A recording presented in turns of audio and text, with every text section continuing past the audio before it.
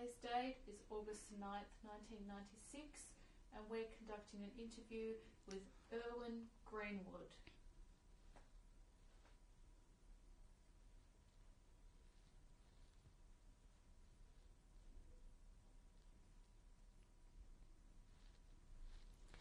Mr. Greenwood, you were telling us about how you were liberated and you stayed in Germany for a little while. What happened after that? Well, I stayed in Germany, and I was actually together after I was liberated and war ended. I stayed with that C Company, Third Army, you know, because they been like I was a child or something, you know what I mean? Liberated with my brother, and we've been young, and, you know, I was only 37 kilos. They called me Jesus Christ. Put up your hair, or my photos of me. You know what I mean? I was such a thin arms, not like today, you know. Yeah, was thin arm, and he said, you look good, you know, skinny. And then as they fed us, we've been just, first we've been doing nothing, I mean, first few weeks, 2 weeks. But we slept with them, they gave us a bunk, because there was no camp yet straight away. You know, DP or Red Cross. Was 1st of May was end of the war. So we talk a bit of organizing. And well, I was with them, and I tried to, matter of fact, they like adopted us. You know what I mean? Matter of fact, a lot of them wanted to adopt us. See, but it wasn't so easy as they said. I was with the Third Army, and I started to come good, and first few weeks they laughed, we become better. First I had to go in, first I couldn't eat, like I said. We'll talk about the week times. They fed me with little eggs, or not boiled, very soft eggs, raw eggs, until the stomach got used to it, to eat something. And after 2-3 weeks was normal. Not normal heavy stuff, but, you know, took a few weeks. And I remember they gave us an injection. Now I think what it was. That time I didn't realize. That's when they started the steroids. You see, the steroids didn't exist before the war. The steroids existed, but they never tried them on human people. And they had the chance, they had no way out. Like they in Belgium or something. They saw people starving, they're dying every day. What to do? Well, before they die, with no chance, we just as well give them a steroid. We'll see what happened. And to their surprise, the steroid saved thousands and thousands of people. And since then, the steroids developed. You know? And then I didn't know then, but I know that was probably the steroids they gave me. That's how I got stronger, and you know. So how long did you stay with them? Well, I was with them about 2 years, and I gave me a job, and I was cooking there. I was a good cook. I mean, through knowing at home how my mother was cooking. She was a sick woman, and you know, and things like that. And I gave them new menus, European wines. They liked it. That means they made me a cook, like not an official cook, like. The cook was in charge, I was making the menus, and I helped him cooking, and he was doing nothing. You know what I mean? So when you left there, where did you go? Well, they left to America in 1948. Well, I got, and we finished up in Mittenwald, or Garmisch-Partenkirchen, just on the border of Austria. Well, when I came to the UNRWA was already in charge, you know, UNRWA, UNRI, they're helping for people. And it was about 100 people in a hotel. Well, I joined them, and I stayed not like in a camp. That wasn't a DP camp. It was a big DP camp outside the town for Poles and Yugoslav and all the other ones. But I was only in that hotel like a private person, and got support from UNRWA.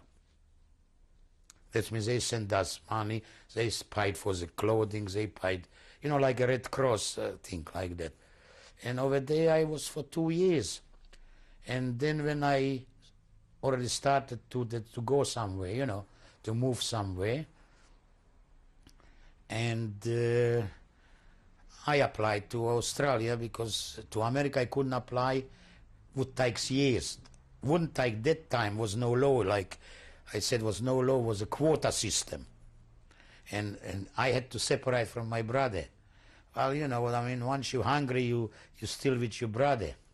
You know what I mean? You didn't want to give it up after so much trouble. We said we decide somewhere to go together. Well, I said Australia is far enough. Like Mr. Keating said, is it?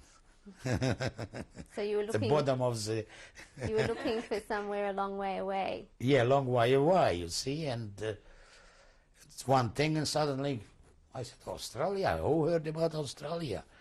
And matter of fact, I applied, I couldn't understand why it took so long.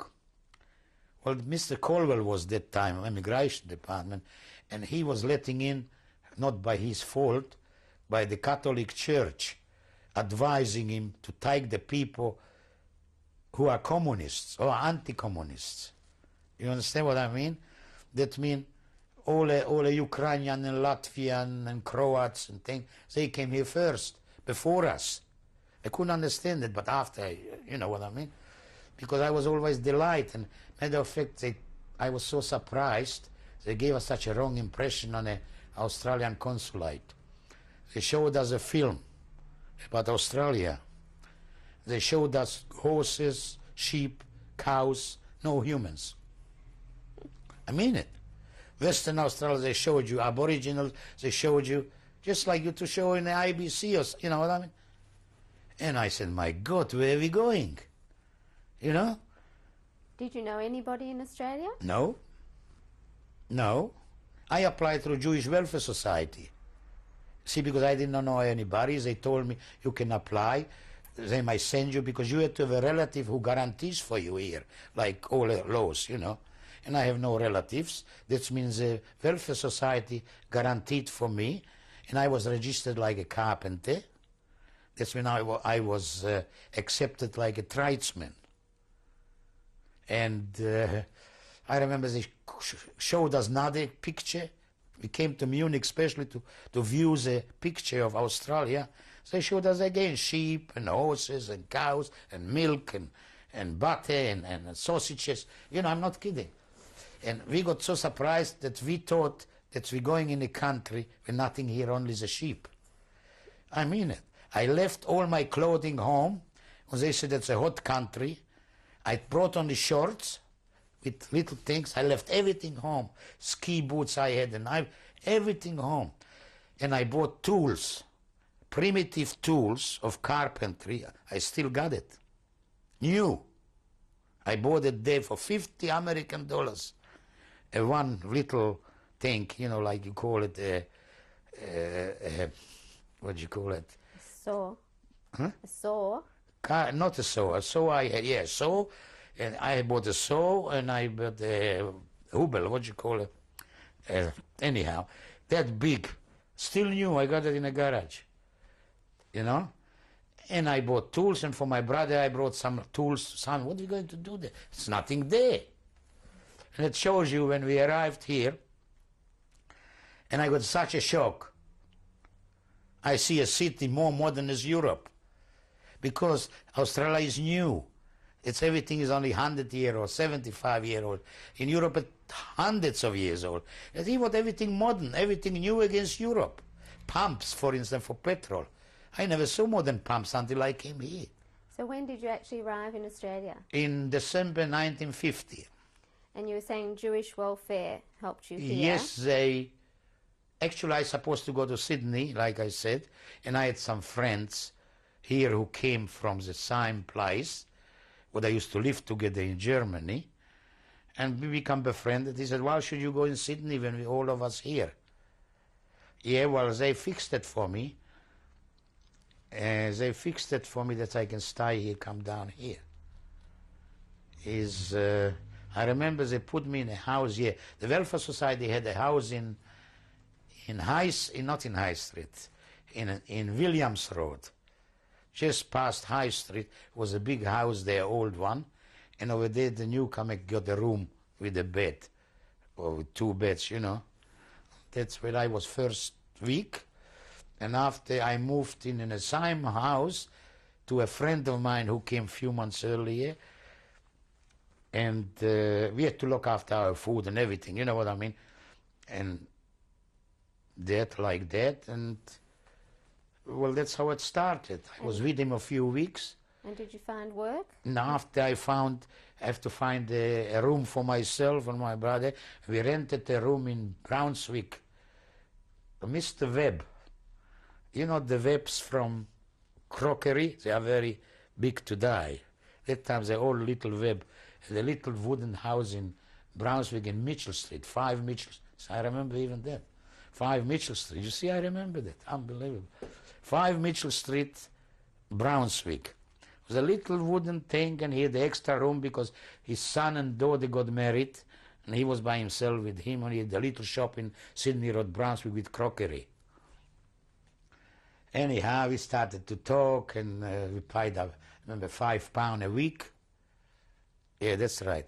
My first wages was £9. What was your first job? First job was in a cabinet maker in Brunswick in Lygon Street. He was doing the furniture from the old Queen Anne. You see, that wasn't my line, but I was doing it for a while until now I realized I can change a job. You get a job. I didn't like it there because, you see what I mean, everybody came, I was a newcomer, and to Australian people it was something new. They ask you where you from, they ask you what you're doing, and things like that. To them it was new. And plus the food, what food we eat, you understand what I mean, because that was like that. Well, I didn't like that boss of mine telling me not to talk to them. I said, how can I not to talk to them? They asking me questions. Yeah. Anyhow, I left and I went to another factory, which one was making furniture too, assembling something, cupboards and things like that. I remember it was delivered to Maya. That means the factory was working for Maya. And afterwards, it was already £10 a week. That's $20, you know. And well, it was cheap, everything. 20 oranges for 10 cents. Ham was the dearest, was 45 cents. A pan of ham for 45 cents. Eggs was 30 cents a dozen. And that's what I see, that the living was cheap. You could, for £5, you could live all a week. Of course, not to go in restaurants. There was no restaurants, only in city. City Mario's was the only first restaurant there. So did you stay in that work, or did you... No, I moved around to another work in Northcote, and after I said to myself, well, I have to look better work, have to save money, you know. I heard the wharf paying better. On a wharf, well, I joined the wharf, a wharf laborer. Well, I was young, and it doesn't bother me bit to work. I was put, I remember, like casual, because they used to have gangs on a wharf, gang 14, go. Anyhow, I was working very often in sugar. You know, sugar came from Queensland, very hard work, because the sugar gets hard. You have to pull it, or carrying flour on my back to the ship inside, you know. The flour went overseas, or fruit, pears and apples in boxes, came loaded in ship, and we have to take them in a ship inside, because there wasn't no modern like today that you drop it. You have to drop it here, and from here inside the ship you have to carry everything. And after, I remember I used to work a lot in, like a new ones, they put me the worst jobs, of course. Well, I didn't mind. Like from Nauru used to come the, what you call it, the stuff? Phosphate. Phosphate, yeah. Phosphate, and I remember ship of phosphate took a week to unload. And you know, like with the machine you unload it from the middle, but from the side of the ship you had to bring it in the middle. And it was, you know, up till here to inside with a shovel. Talk about a week to clean yourself before your dust come off. You know, that kind of job. After I went in a gang, which one was already a good job, because there was an old man about 70 or 65, and I was carrying him, let's put it that way. But I didn't mind, but this was already a good job. This was I on a wharf. And how did you meet your wife? How I meet my wife? How I meet my mother-in-law, you tell me. I meet, well, you know, everybody came young. Everybody came single. Was no married people. I mean, married was no, I'm not kidding. Married people was only local ones. But everybody who survived was single, all without parents. I mean, the first few years. Later came people from Russia, they left to Poland, and from Poland to Australia, who came from Russia after the war. But the survivor from camp, nobody came with a wife or with a, very seldom, or with a mother, or with a father, with an uncle. Doesn't exist, not even with a brother. You understand? Because all survived only the singles. Well, everybody was single. And, you know, everybody tried to put his life in order, tried to get married. It was the Russian girls, you know, and that's what's been going on. But I wasn't hurry. I married in 1950. My brother married before me, and I married 52, I think, or 53, 52. That's mean that after 2 years. Well, I met her on a dance. Actually, I didn't dance. I didn't know how to dance. I wasn't after the war, you know. But I used to go to places, and I met her there, you know, and she went with somebody else, not some other boys. A lot of weddings been there, you know what I mean? Friends getting married. Every week was a wedding. And did you have children then? Hmm? Did you have children together? You, who? You and your wife? Of course. I mean, I take it for granted now, is it? Now we married in 52, yeah, that's right. It was only a simple ceremony in Caulfield in an old school. It was only a wooden one. And I married, and after I went in business. I mean in business, fruit business. Everybody went in fruit business, or milk bar that time, you know what? Fruiterer, you know, like a fruiterer with a truck, thing, like that. And I married. I had 2 children. And what are their names? Brenda is one, and my daughter, she was second. She was in 59. That means the difference is about 5 years. And my son Louis is well, he's a teacher today. He still teaches. And how old is he? Big pardon? How old is Louis? Oh, he must be, sorry to say, 42 he will be. As you see, 42 years passed. And now I got grandchildren. You see, one grandson is 17 already the next on 2 months. And the other one? The one is a year and a half. See, you got good life here. You can change the women. I'm sorry to say, but see, nowadays it didn't exist. Nobody would divorce for anything, even if you had to suffer. I mean, you know, even if you didn't talk to your wife, you still didn't divorce. It didn't exist. So for sake of children, you kept together. So what's your life been like in Melbourne? Oh, I am a very happy guy. You know, I was working first, and I used to like sport. I played tennis here a lot for 30 years. Matter of fact, I was one of the first one who played soccer here, who started the clubs. Soccer didn't exist then. And was only one soccer club here, Hakoah, Melbourne. And then I came there and I said, I am a player. Well, I came and I started to play with them. And if it was a game on, the Sydney side came here. Because the Hakoah was created by Viennese. By the Viennese, if you remember, in 1939 was the Viennese boy corps. They came about 200, a corps, you know, for orchestra and that. And they got caught here because the war broke out. They all stayed behind. Today they are most of them Australian citizens.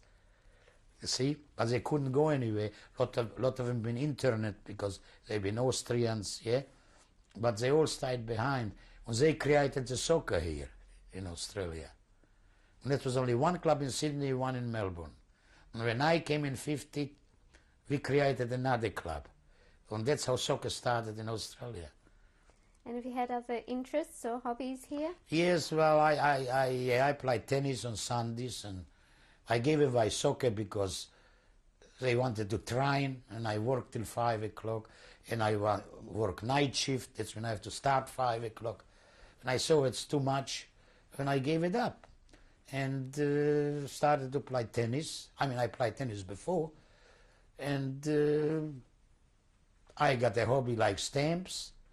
And I collected a lot of stamps and coins. I started to be interested in Australian coins when nobody was interested, you know. And that's was catching up with me. I was interested all the time in coins and stamps from around the world. And of course I didn't speak English. I spoke a little bit, but I learned personally I read early through the radio. You know, I put the radio on, I couldn't understand a word. But I was listening so many times because if you don't understand English, you talk too fast. If you understand, you're not too fast. Yeah, but to me, it was everything too fast. It's been by the radio for hours. I had everywhere radio, went to bed at the radio, I half understood, and that's how I learned English. And after I went on a wharf when they started with the food. Everybody asked me, what kind of food you eat? Dark bread? Never heard of it. Yeah? Or I said, garlic sausage? What's that? I said, garlic sausage. Garlic in a sausage? I said, yes. And next day I said, I bring you a bit. You think you can eat that? I said, yes. I went to Auckland Street. It was the only place in Melbourne you could have garlic sausage. And only place where you get dark bread. That's mean, doesn't matter. I was living in Heidelberg on Brown Street. I had to come here with the 15 tram, still goes the 15 tram, to get the sausage or get that bread. Because I couldn't eat white bread. I wasn't used to it. I never eat white bread. I remember I brought that cabana today. Everybody knows what cabana is. And I bring to work cabana, and over there 6 of us, and everybody get a piece. And he says, that's a sausage. Not bad, can be eaten. A week later I had to go there and buy every week sausage for them. You know what I mean? That's a funny part, that's how you learn, is it? I learned English like that, and they wise, and matter of fact, that the fellow who I was working with, he had the old Ford 1935. I wish I had it today. Ford 39. You sit up at the old-fashioned car. He wanted to sell it to me for 35 quid. Mr. Greenwood, what do you think the effect has been of your war years on your life today? Well, I have a lot of nightmares, but only most of it in September, October, because that was the worst months every year there. That's funny how it goes, but that's how it's not. You know what I mean? I had nightmares early in life. My wife used to wake me up. But every time I told it was September, October, because everything happened. Worst thing was in September, October, and that was the Jewish holidays, Yom Kippur and thing, which ones they picked on those days to be the worst days. You understand? Like, I remember actually from 1942, Yom Kippur, 29 of September. You can imagine, I remember the date from 1942, the date exactly. Is epic those worst day. That was the thing is, and of course now I'm getting older, now I'm getting down. That's why I arranged it. Tell you the truth. Now I'm getting down, I'm getting sickly, and I'm getting forgetting. Short memories getting down, not too long. I remember everything. And I tell you the truth, I'm getting it, you see? My wife doesn't believe me, but I do. That means I'm getting something happening. You know what I mean? And I face things as they are, not like it should be. Not it should be, That's it's not important, is it? To me personally. See what I mean? for no reason, and they say nothing wrong. The doctor say nothing wrong. And I say something wrong, but that's got something to do, because now I am on Prozac. Yeah? And I improved through Prozac. The doctor didn't want to give it to me first, because it was not known year ago, 2 years ago. And my asthma got bad through nerves. That means I am not a nervous person. I am calm, cool, you understand? Never get excited. But I get probably inside it works. And my asthma got worse, and they couldn't control it. They couldn't know why. He said, lungs are all right, or are you spitting so much and thing? Now, I always suggested to the doctors, it could be nerves. But I said, I'm never nerves. Until I found out myself. Once what happened, after years and years checking and doing things, they done, you know, I drugged myself once with some kind of depression thing. And next day I stopped coughing, stopped spitting. And I said, could be something to do because I stopped spitting for 2 days. I said, don't be silly, because anyhow, in the end, they think it's, and I said, gave me the Prozac. Before I was taking something else. It was called, not Valium. Valium was early, but I didn't take much Valium. Oryx it's called. It was very good because the rest dried you up. That Oryx didn't dry you up. But now I changed to Prozac, and it helps a little bit. You know what I mean? It helps a little bit. But if I get infections all the time, nothing helps. I have to take the cortisone. Yeah. I know that some of your family wanted to be here today but couldn't make it. Is there something special that you'd like to say to the family? What can I say to the family? Well, I wish them all the good best, and that's all. What can I do? You see, a message, any sort of message that you want to say. Message. That's what I said. The message is that I said the money and wealth is nothing, and what's called jealousy, and thing doesn't exist with me, and I never interfere with my children. My wife would. She likes to, and she does, and she gets in trouble. I never. That's how you are. You are. That's how is your life. You guide your own life. And I'm not going to tell you what you should do, what you shouldn't do. If it's all right with you, it's all right with me. And I always telling him that, because one thing I noticed, money is only good when you can spend it. If you can't spend it, it's not worth nothing, because you die anyhow, and somebody else spends it for you. And secondly, what's money when I saw giving away diamond rings and gold in a heap for a glass of water? Now you can imagine somebody going to give you half a kilo gold for a glass of water. Now what's money worth if you that desperate that for a glass of water you give him gold or jewelry, and you couldn't get the glass of water? That's mean to me. Could be that's my trouble. I'm not business-wise, I'm not successful. I had a lot of fuel, you know, lot of things, but otherwise I'm still the same person. I like to help people like a human being. I can't get a drunk even. I give him $2, buy yourself a hamburger. Doesn't bother me. You understand what I mean? I am that kind. I said everybody is a human. Doesn't matter he's drunk, or he's lazy, or he's not nice, but he's a human. And that's why I always telling him, everybody, don't tell him I hate you. That's my word, because I never hate anybody. Even my enemy. Let's put it that way. They are my enemy, was my enemy. But I say I hate you, but I never said, not really, I never hate you. That's probably in me, that's I never hate. Even now, even let's say my wife, she can tell me off. But I was never tell anybody off. That's against my nature to tell off. You know what I mean? I said, that's all right. You are that. Live like that. And that's the best way to do. That's my belief, and it's very hard to change. You can very hard to change person. You know? Mr. Greenwood, I just want to say thank you for sharing all your experiences. That's all right. That's all right. Thank you very much. Yeah, I know, you know.